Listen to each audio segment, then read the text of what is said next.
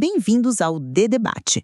Hoje a gente vai mergulhar num território que a tecnologia criou, né? E que está mudando não só como a gente vive, mas, bom, o que a gente deixa para trás. A chamada herança digital. Estamos falando de tudo, olha, desde perfis em redes sociais, fotos guardadas na nuvem, até ativos com valor financeiro mesmo, como criptomoedas. É, assim, um patrimônio que continua existindo depois que a gente vai embora. Exatamente. E o material que nós analisamos, ele levanta uma discussão fundamental, né? Especialmente aqui no Brasil, onde a lei ainda está, digamos, correndo atrás dessa nova realidade. A pergunta central que fica é bem clara, eu acho. Considerando que não tem lei específica, o Brasil deveria correr, sabe, para regulamentar logo a herança digital? Ou seria talvez mais sensato e com mais calma observar como as soluções privadas e o planejamento de cada um vão se desenvolver? Olha, eu vou defender aqui a posição de que a ação legislativa não é só necessária, ela é urgente mesmo. Para quê? Para oferecer um caminho claro, legal, que proteja tanto os bens quanto as memórias digitais de nós, brasileiros. E do meu lado, eu vou argumentar que a própria natureza multifacetada e francamente complexa desse assunto exige um olhar mais ponderado, sabe? Eu sugiro que, neste momento, talvez focar em alternativas no planejamento pessoal. Talvez seja um caminho mais prudente e, quem sabe, até mais eficaz. Bom, a minha perspectiva, ela se baseia muito na constatação de que essa falta de lei específica sobre herança digital aqui no Brasil cria, assim, um cenário de muita incerteza e até de risco. A especialista em direito digital Fernanda Moraes, que é citada no material, ela classifica isso como um vácuo perigoso. E esse perigo ele é bem real quando a gente pensa nos ativos digitais que têm valor econômico direto, né? Criptomoedas, os NFTs ou até saldos em contas digitais. Coisas que podem simplesmente ficar inacessíveis ou perdidas para sempre, se não tiver uma diretriz clara para os herdeiros. Só que a questão vai além do dinheiro, sabe? Uma pesquisa importante da Kaspersky, de 2023, mostrou que, olha só, 61% dos brasileiros acham que seus dados digitais, fotos, vídeos, e-mails, mensagens, são tão ou até mais importantes que os bens físicos. Tem um valor afetivo, assim, gigantesco nisso.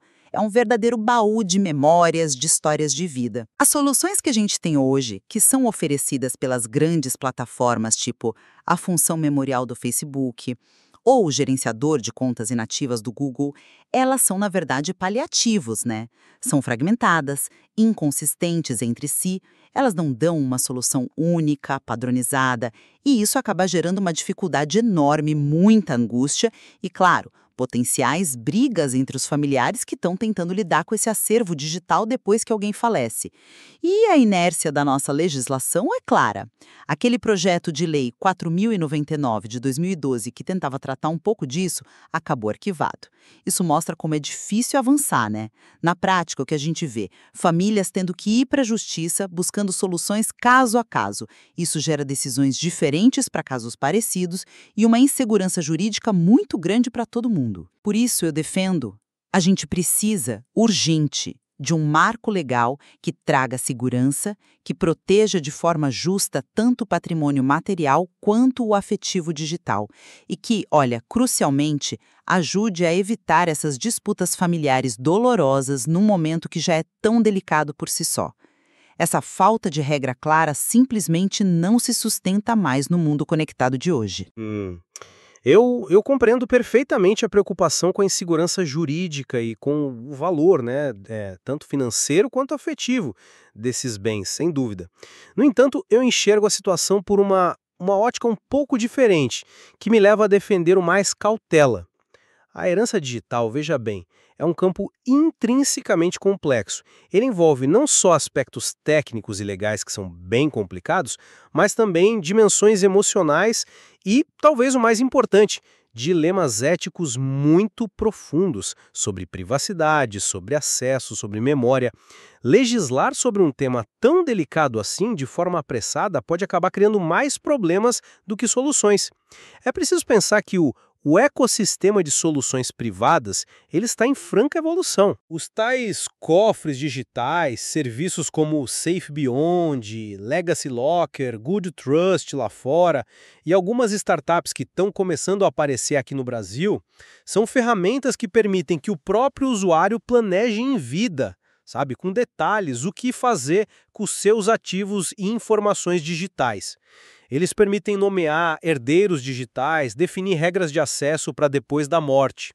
As próprias plataformas de tecnologia, como você mesma mencionou, a Advocate, embora ainda tenham limitações, elas estão aprimorando seus mecanismos, contas memoriais, gerenciadores de inatividade, que, mesmo imperfeitos, são um passo na gestão desse legado.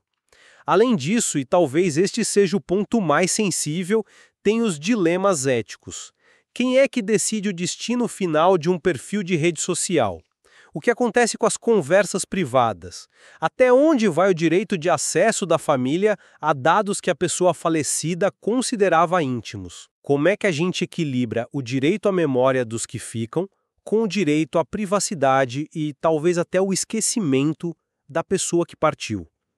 Legislar sobre isso de forma geral e que funcione para todos é um desafio monumental.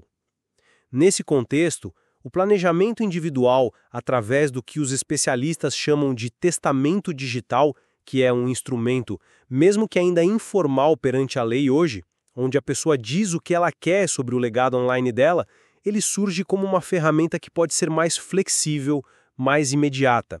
Permite que cada um defina seus desejos específicos, respeitando a autonomia individual de um jeito que uma lei geral dificilmente conseguiria. Precipitar uma legislação agora, sabe, corre o risco de criar regras muito rígidas que podem ficar obsoletas rapidinho com a velocidade da tecnologia, ou que simplesmente não se encaixem na variedade enorme de situações que existem. A complexidade pede reflexão profunda, não uma corrida para legislar. Entendo o seu ponto sobre a complexidade, os dilemas éticos de Center, mas eu não posso concordar que as soluções que a gente tem hoje, sejam das plataformas ou as privadas, justifiquem adiar a criação de um marco legal. As políticas das plataformas, como eu já disse, são uma colcha de retalhos, né?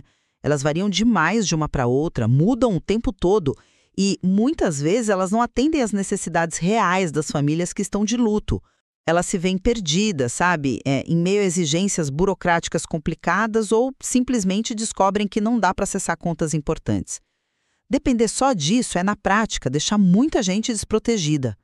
E quanto às cofres digitais que você citou como uma alternativa promissora, o próprio material que a gente analisou indica que eles ainda são muito incipientes aqui no Brasil. Eles enfrentam barreiras culturais importantes, aquela nossa conhecida dificuldade de falar sobre morte, sobre planejamento sucessório e também barreiras legais, justamente porque falta um reconhecimento formal desses instrumentos, falta clareza sobre se eles são válidos juridicamente e a gente não pode condicionar a proteção de direitos básicos, como o acesso ao patrimônio digital, seja dinheiro ou afeto, à adoção em massa de soluções privadas que ainda estão engatinhando no país e que a gente nem sabe se vão funcionar a longo prazo. A lei precisa oferecer uma rede de segurança mínima para todo mundo, independentemente se a pessoa teve chance ou conhecimento para usar essas ferramentas privadas. Eu reconheço as limitações atuais, sim, mas eu vejo o cenário com um pouco mais de otimismo quanto ao potencial dessas ferramentas. É verdade, os cofres digitais ainda são incipientes por aqui, mas a própria existência deles e a evolução constante, mesmo que inicial, já mostram uma resposta do mercado a uma necessidade que existe, né? O ponto crucial, para mim, é que essas soluções, diferente de uma lei geral, elas oferecem controle direto ao usuário. A pessoa pode, em vida, escolher quem vai ter acesso ao quê, definir regras específicas para tipos diferentes de contas ou dados, nomear pessoas de confiança. Essa granularidade, sabe, essa capacidade de personalizar, é algo que uma legislação muito ampla dificilmente conseguiria fazer, sem se tornar ou muito complexa, ou invasiva, ou, paradoxalmente, até mais burocrática. Talvez o caminho não seja esperar de braços cruzados, mas sim incentivar ativamente o desenvolvimento e a adoção dessas ferramentas, promover a educação digital sobre planejamento sucessório online, antes de impor uma regra de cima para baixo que pode não dar conta das nuances de cada um.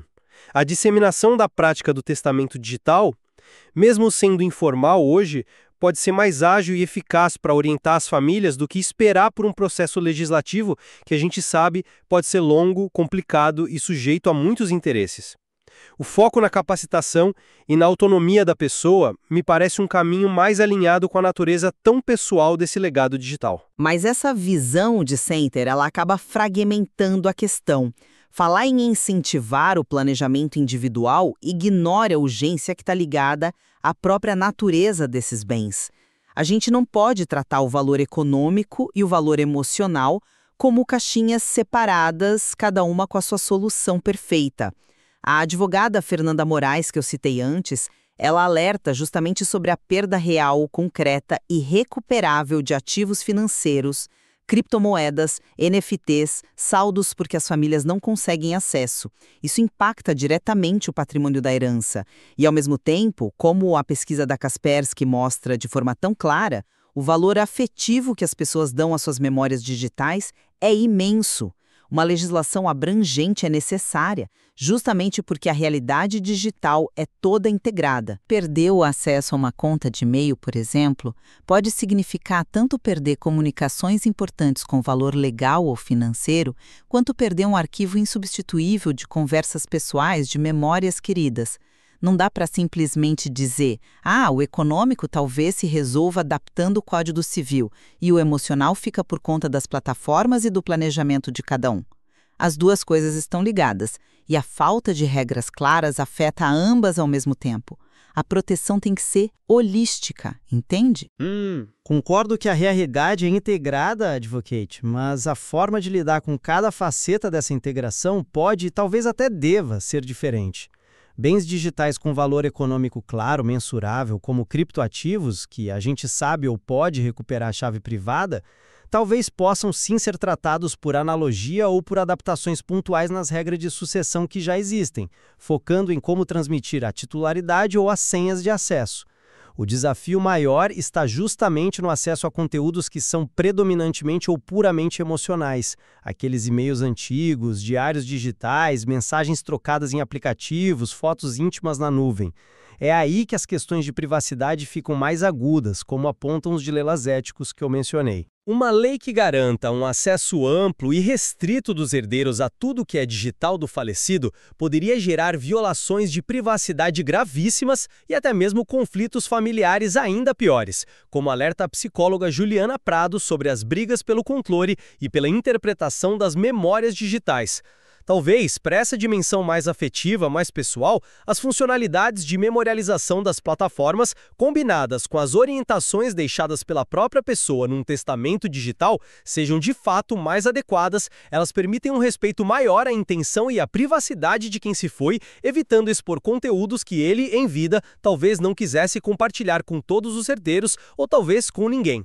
Diferenciar o tratamento não significa ignorar uma parte, mas sim buscar a ferramenta certa para cada tipo de bem e de direito que está em jogo. Mas essa diferenciação de Center, na prática, ela mantém a insegurança jurídica que a gente já criticou.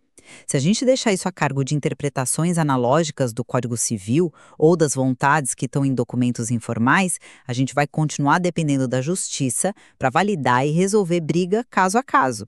E a inação legislativa já está causando consequências negativas bem concretas hoje. As famílias que perdem alguém querido ficam desamparadas, enfrentam processos na justiça que são lentos, caros e com resultado incerto para tentar acessar contas ou recuperar bens digitais. Existe o risco real, frequente, de perder esses bens para sempre, como já falamos. E os conflitos familiares, que você corretamente aponta como um risco de uma lei mal feita, eles já estão acontecendo agora, justamente pela falta de regras claras que definam direitos e limites. Além disso, a gente não pode ignorar os riscos de segurança cibernética que vem junto com essa lacuna, como alertou o engenheiro Rafael Moretti.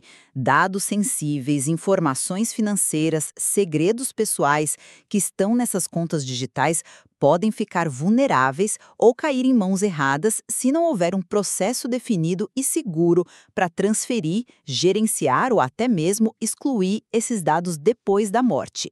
O Brasil está ficando para trás de Center. Outros países como Alemanha e Estados Unidos já estão debatendo e implementando leis para lidar com isso. Essa inércia brasileira não só deixa a gente fora de sintonia com o mundo, mas também nega aos cidadãos uma proteção jurídica que é essencial no século XXI. Eu não nego os riscos da inação, de forma alguma. Eles são claros.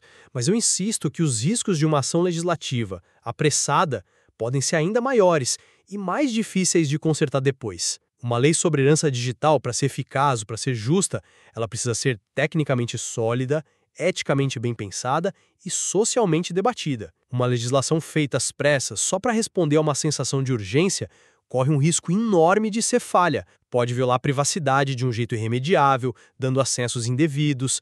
Pode ser tecnicamente inadequada por não entender a dinâmica complexa das plataformas, da criptografia. Pode engessar práticas futuras inovadoras, como o uso de inteligência artificial para preservar memórias, algo que o material até menciona como possibilidade futura. Ou, o que é quase certo, pode ficar obsoleta em pouquíssimo tempo, dada a velocidade absurda da evolução tecnológica. O sociólogo Carlos Nogueira, citado no material, ele fala sobre a necessidade de a gente aprender a gerir essa porta virtual que deixamos aberta depois da morte. Sabe? E essa gestão exige um debate muito mais aprofundado, multidisciplinar, antes de a gente tentar colocar regras definitivas numa lei. A complexidade do tema pede deliberação cuidadosa, consulta a especialistas de várias áreas, direito, tecnologia, psicologia, sociologia e, principalmente, tempo para amadurecer as soluções, em vez de ceder à pressão por uma resposta imediata que pode se revelar no fim inadequada. Mas a experiência internacional, que você mesmo mencionou indiretamente, ela mostra que é possível avançar mesmo com toda essa complexidade. Países como a Alemanha e Estados Unidos, com suas próprias dificuldades legais e sociais, estão enfrentando esses desafios e construindo aos poucos seus marcos legais. Eles estão debatendo, errando, ajustando, mas estão avançando. Por que o Brasil deveria se resignar a ficar para trás, usando a complexidade como desculpa para paralisia? Não se trata de copiar modelo estrangeiro cegamente, de jeito nenhum, mas sim de aprender com o que os outros fizeram, identificar onde foram os problemas, os acertos, os erros e adaptar as soluções para a nossa realidade jurídica e cultural. O ponto de partida, no entanto, tem que ser reconhecer a urgência e ter a disposição para iniciar o processo legislativo de forma séria, comprometida. Esperar por um cenário ideal, onde todas as complexidades estejam resolvidas e todas as tecnologias futuras previstas, bom, isso é condenar o tema a ficar parado para sempre. A gente precisa começar. Eu vejo o seu ponto sobre a necessidade de aprender e adaptar, Advocate, mas aí é que está a parte da minha cautela. A simples importação de modelos legais de fora raramente funciona bem no contexto brasileiro. E a herança digital é um exemplo claro do porquê. A gente tem particularidades culturais muito significativas, como a dificuldade social, que já mencionamos, de abordar abertamente temas ligados à morte, ao luto, ao planejamento sucessório.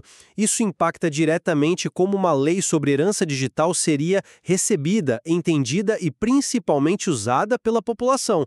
Uma lei pode existir no papel, mas se ela não conversar com a cultura, com os comportamentos sociais, a efetividade dela vai ser limitada. Além disso, o nosso sistema jurídico tem as suas próprias tradições, as suas complexidades. O próprio arquivamento do projeto de lei 4092/2012, que tentou dar os primeiros passos, não foi por acaso.